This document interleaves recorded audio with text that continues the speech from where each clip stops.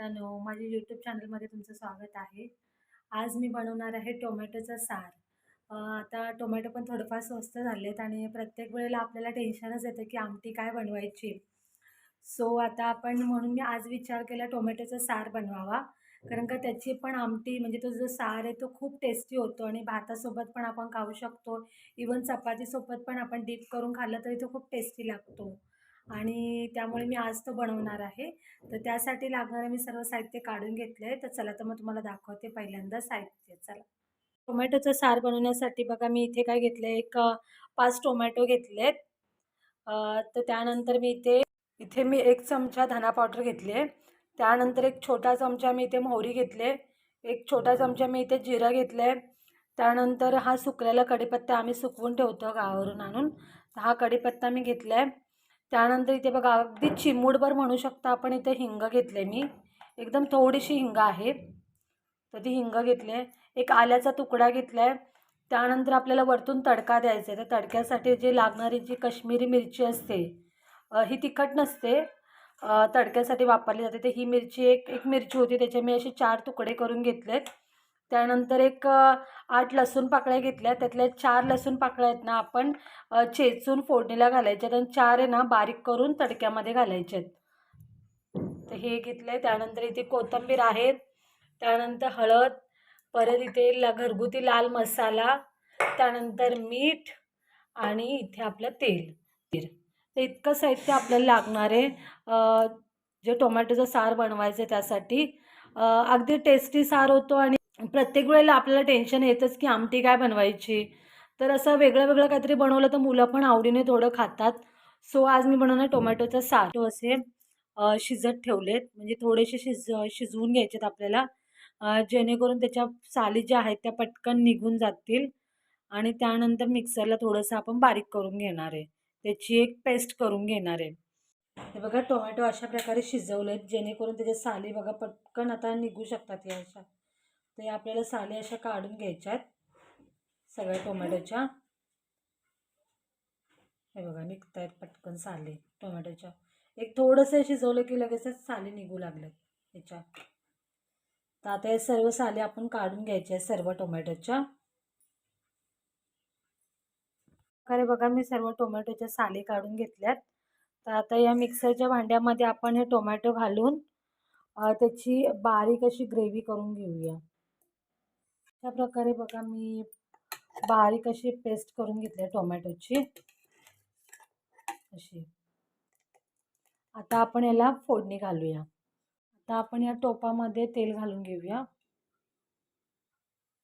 जास्त तेल घालत नाही कारण का आपण नंतर वरतून तडका देणार आहे. तर तडक्यामध्ये पण आपण तेल वापरणार आहे. तर यामध्ये मी थोडं कमीच तेल घातलं आहे.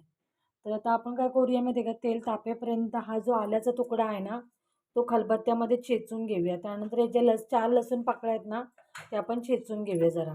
आता इथे बघा मी काय केले, आपण 8 लसूण पाकळ्या घेतल्या त्यातल्या 4 मी अशा बारीक चिरून घेतल्यात. आल्याचा तुकडा होता तो चेचून घेतलाय खलबत्त्यामध्ये आणि राहिलेले जे 4 लसूण पाकळ्या होत्या त्या मी अशा खलबत्त्यामध्ये चेचून घेतल्यात. तेल पण आपलं चांगलं तापलं गेलंय.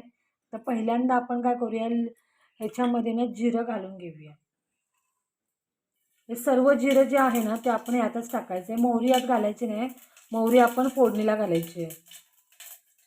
त्यानंतर हे कढीपत्ता आहे तो पण यामध्ये आपण घालून घेऊया.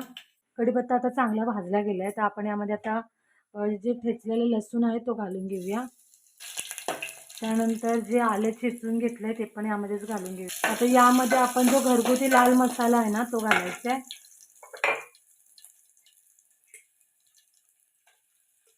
इथे 1.5 चमचा लाल मसाला घालते मी. कुणाला कसं तिखट आवडत असेल त्या हिशोबाने. त्यानंतर धना पावडर. त्यानंतर ही जी पेस्ट केली आहे ती आपण यामध्ये घालायची.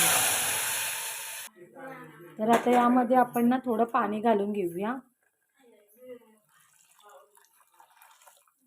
तर आता ह्याला चांगली उकळी आली आहे. तर यामध्ये आपण आता हळद घालून घेऊया. त्यानंतर चवीप्रमाणे मीठ. त्यानंतर वरतून जरा कोथिंबीर घालूया आपण.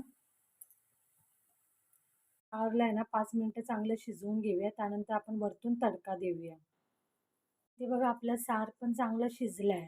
तर आता आपण काय करूया वरतून तडका देऊया. तर इथं त्यात पहिल्यांदा तेल घालून घेते मी. ते चांगलं तापलं की त्यामध्ये आपण मोहरी घालूया. जिरं तर आपण मगाशी घातलं आहे त्यामुळे आता जिरं पुन्हा घालणार नाही आहे. फक्त यामध्ये आता मोहरी घालून घेऊया. मोहरी चांगली फुलू लागली की त्यानंतर आपण केलेला लसूण तो घालून घेऊया यामध्ये. त्यानंतर जी लाल मिरची आहे ती अशी बारीक कापून ठेवली होती ती पण घालूया आपण यामध्ये. आधी चिमूटभर हिंग घेतले ते पण घालूया यामध्ये. आता बघा लसूण आणि आपली जी मिरची आहे ती चांगली लालसर झाली. गॅस बंद करूया आणि वरतून तडका देऊया याच्यावर.